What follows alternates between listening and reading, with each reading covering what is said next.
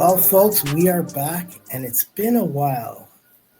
You have Noel and myself back on the 6 Yard Line podcast, but we're going to give you some summertime transfer talk.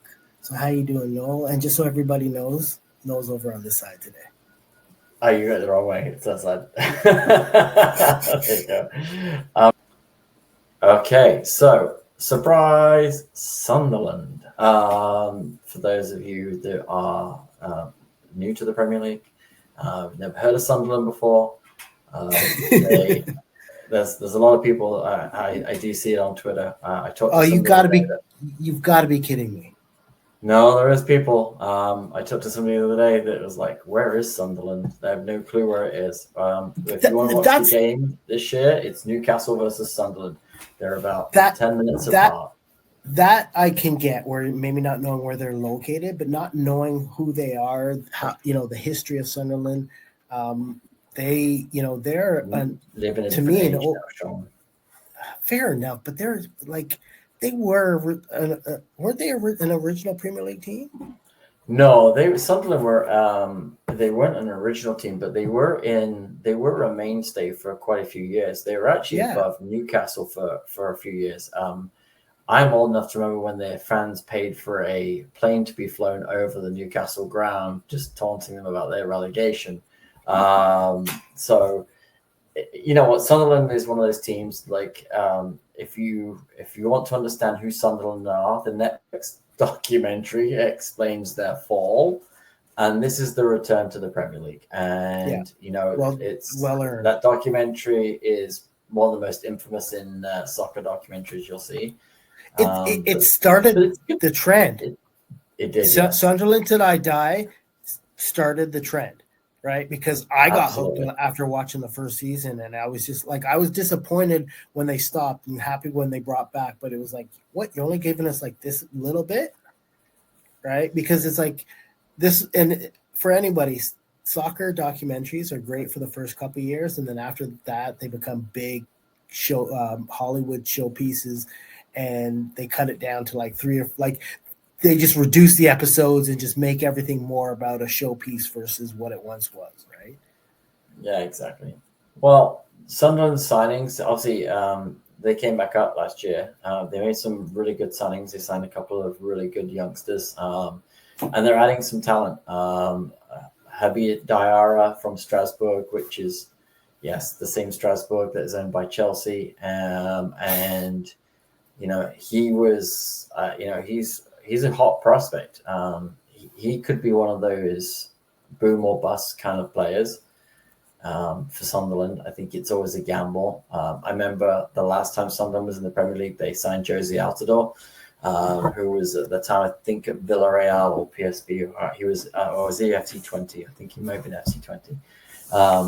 Wasn't it PSV? It might have been. I think it was PSV. I'm pretty sure it was. Yeah, they took a flyer on him. It didn't work out, but I think Diarra is somebody that he's got a lot of pace. He's got a lot of he's got a lot about him. And I think he might be one of those guys that either has a great year or is just scores 5 goals. And I think Sunderland, the reason why I put them in because obviously they spent 65 million. The Siddiqui one is getting finalized this weekend, I believe. And then Enzo Lafay from Roma for 20 million. And again, another really good young potential talent there. And Siddiqui, same. And I think what they're doing is they're going to copy the Nottingham Forest approach. I think you see the rumors that they want at least 3 or 4 more players, because I think what they're looking at is we're going to have to spend some money just to stay and have to fight. And hopefully there's other teams that don't spend money and other teams that fall down. And, You know, and I got to give them credit. You got to swing. I think Forest have set the example. You've got to go and have a go at it. If you don't, you end up, like Southampton. Well, I think here's the thing is, I don't know much about their signings, and I'm actually surprised they're on this list. But with that being said, I think it's important, as you said, for them to do that. Go big, right? Now, I don't know how much this would affect them if they don't survive, but I also think this might be the year where if one or maybe even two of the teams coming up have any chance of survival, it will be a season like this, because I'm looking at some teams getting rated so bad that I think it'll be a hard time for them to be able to replicate finding those diamond in the roughs to, do as well as some of the teams did last year, right? Like, let's take not to go off topic, but look at the Cherries. Look how many players they've already lost and potentially could still lose, because there's still rumors of a couple more players being looked at, right? You almost have to revamp your defense. Yeah, I would say you've got a shot at a team like Brentford, right? Because if you look at a team, that's like Brentford, another team. You've just lost the guy that held you together. You're losing 2 or 3 of your best players. You lost the coach. I think that's the biggest. We're going to get on to Spurs next, but you get on to just looking at some of these teams. And if I'm Sunderland, I'm looking at it going, there may be some teams that are in trouble already. And, Everton's, for all their new stadium buzz and haven't set the world on fire in transfers, they haven't brought anybody in. I think there's teams that, if you go and invest and you can get going and get a good start, I think you can get ahead. I think Sunderland's approach is, look, we're going to go and hire. We're going to go buy some talented young players. They've got a couple already. Like Sadiq, I think he's born in 2004, so he's 21, right? Fullback, got pace. If you build a young team that can attack, this, with a bit of stability and leadership, I think you can do well. And I think there is teams that will be this year in trouble, like Brentford. I do think Brentford will be in trouble. When I look at who they've hired and I look at the players that are leaving, I think that if I'm Sunderland, I really kind of like this approach of, look, we just got to go for it, because Ipswich tried it last year. They threw money at it as well, but they didn't ultimately get it right defensively. And I think there is a tale where you can do it and you can make it work if you invest in the right way and you bring in the right players. Will these pan out? We don't know, because I don't really know enough about him. But it said, like, Diarra is a good example. If he can score you 20 goals, you have a fighting chance of staying in the league, right? Well, Siddiqui is coming off a title with Union Station, because that's the same team that the Canadian Promise David played in, I believe. Yes. And McAllister's brother from Liverpool.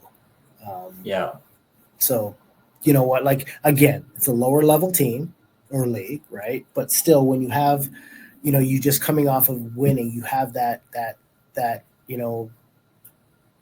hunger to kind of want more, right? And keep playing at a higher level. So, you know what?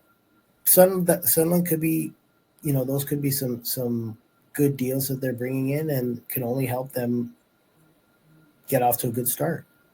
Yeah, ultimately, I don't really, I like the idea of just going for it. What do you got to lose? We watched Southampton just give up last year, and I just, and they're going for it early. I don't want to see that. Yeah, I don't want to see that. You want to see teams that want to fight for it. You want to, it's just this. You've got to be in it to win it, and if you don't, you're going to get relegated pretty quick. And I just, side note, I do understand that the transfer window technically just opened, right? So we can't really, I know there was the early transfer window, but most teams just financially weren't spending till July 1st anyways, right? So now you would anticipate, more traction in the next week or so. but every team that has gotten a jump on it has an advantage over everyone else. And some of these other teams are going to have to wait to get the scraps.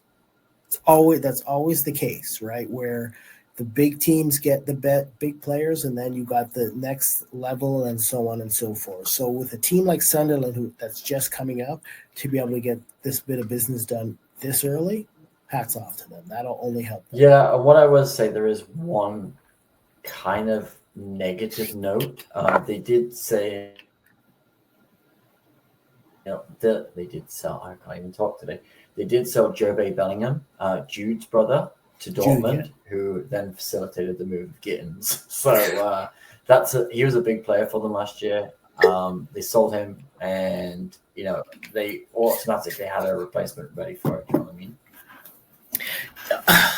I don't want to get into that right now. That would be any negative. I have some questions about that, like the Bellingham afraid of the Premier League. Because I think it's just a proven route these days. I think what it is. Fair enough, yeah, right? But I think it's a proven route to go to Germany. Yeah. That's what I would say, more than anything.